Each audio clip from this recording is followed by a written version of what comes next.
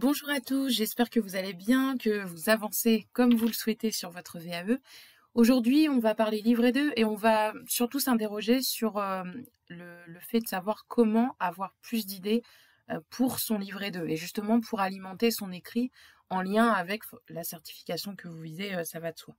C'est souvent un problème que vous rencontrez soit au démarrage, soit après avoir déjà rédigé quelques pages, où vous avez comment dirais-je, le sentiment d'avoir tout dit et pour autant, clairement, vous n'avez pas passé en revue toutes les compétences attendues. En tout cas, vous ne les avez pas développées complètement à travers votre expérience, mais vous ne savez plus quoi dire. Donc, quand vous êtes dans cette situation-là, que ce soit au début, au milieu ou même un petit peu à la fin, quand vous êtes en train de finaliser votre écrit, il y a différentes choses que vous pouvez faire et c'est ce qu'on va voir maintenant.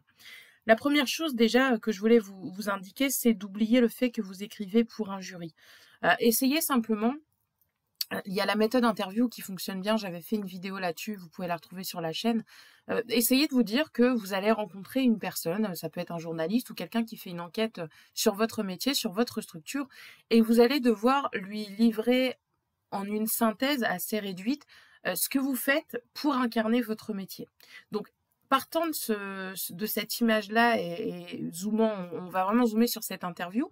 Si vous deviez la préparer, moi, imaginons, je suis votre chef, je suis votre responsable, je viens vous dire, bah voilà, moi, je trouve que c'est toi qui incarne le mieux la fonction, tu es là depuis longtemps, tu connais nos problématiques, tu sauras bien les incarner, les retraduire et les présenter par rapport à travers ton parcours et tout ce que tu as mené dans la structure et dans le service, dans l'entreprise.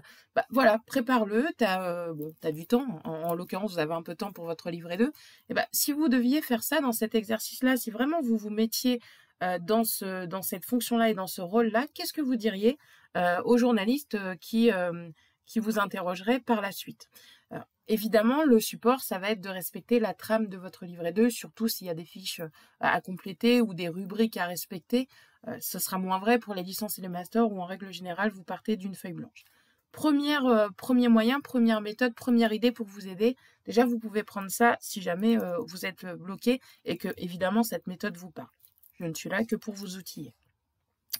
La deuxième solution qui peut aussi débloquer parce qu'elle elle va forcément générer chez vous une émotion, que ce soit positif ou négatif, c'est de partir de vos réussites et de vos échecs. Ça veut dire quoi?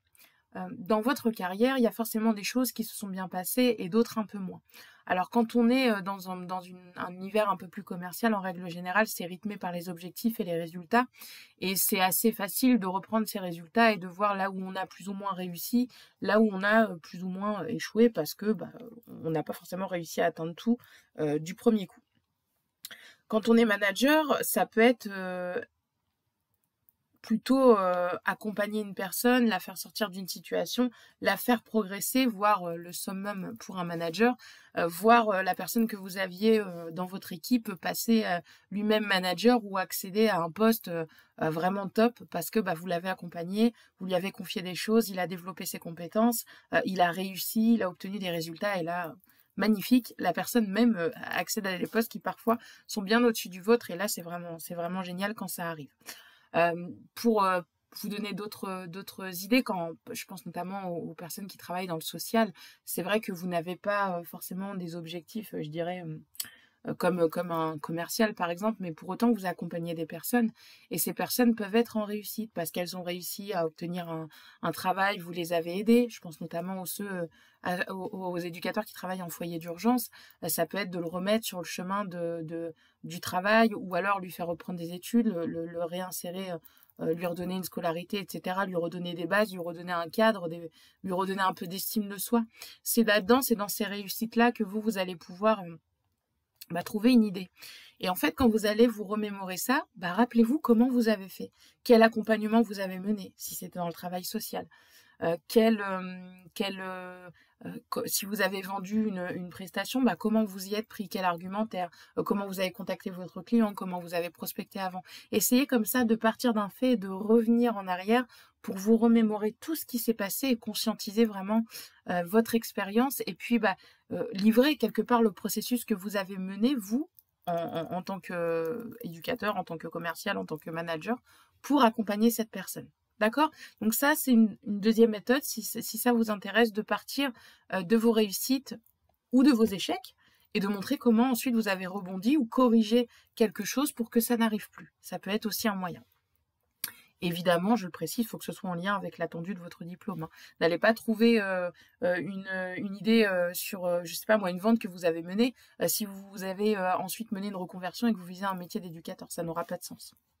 Je préfère le préciser quand même.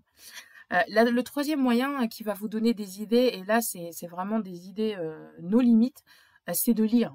Et je dirais même pas forcément des choses qui sont en lien avec votre domaine d'activité. Alors évidemment, il va le falloir si à un moment donné il faut référencer votre écrit, il va falloir rechercher des idées. Mais ça peut être un livre de fiction, euh, ça peut être je sais pas moi, un livre sur tout autre domaine, mais en fait, le cerveau, quand c'est comme ça, est concentré sur ce que vous êtes en train de faire, à savoir votre VAE, et vous allez trouver un écho dans quelque chose qui n'a rien à voir, mais qui va vous donner une idée pour votre VAE. Sur cet aspect-là, la réflexion est bien faite, et ça peut vraiment vous alimenter, vous donner des idées, dire tiens, bah, ça me fait penser à tel sujet. Oh, et vous le notez évidemment, parce que ne pensez pas que vous allez vous en rappeler, les idées viennent mais partent aussi vite, donc il faut vraiment les noter et limite développer ce que vous avez à développer dans votre écrit par des mots-clés quand vous avez des idées pour vous rappeler de cette idée et possiblement de cette mission ou activité ou méthode que vous allez développer demain dans votre livret 2. Donc ça, c'est la troisième méthode. Si elle vous plaît, même chose, vous pouvez l'utiliser.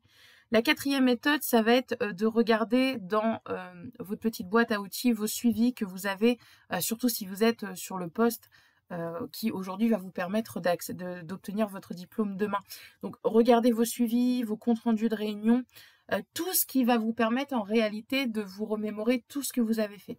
Il y a des personnes qui sont très douées là-dedans, qui ont documenté leur parcours parce que bah, elles ont un suivi à faire. Ça peut être du suivi de budget, ça peut être du management où forcément on suit les personnes, on prend des notes, il y a des comptes rendus qui sont faits, il y a des entretiens qui sont menés, etc. Si vous avez recruté des personnes, vous avez des fiches de poste que vous avez peut-être créées, des annonces que vous avez fait paraître, une grille d'entretien que vous avez créée pour mener vos entretiens. Donc tout ça, c'est intéressant parce que ça va vous replonger dans la préparation et dans l'expérience que vous avez menée. Et ça va vous permettre aussi d'alimenter votre dossier en annexe puisque c'est des choses que vous pouvez joindre en éléments de preuve, à condition de bien les rendre anonymes évidemment.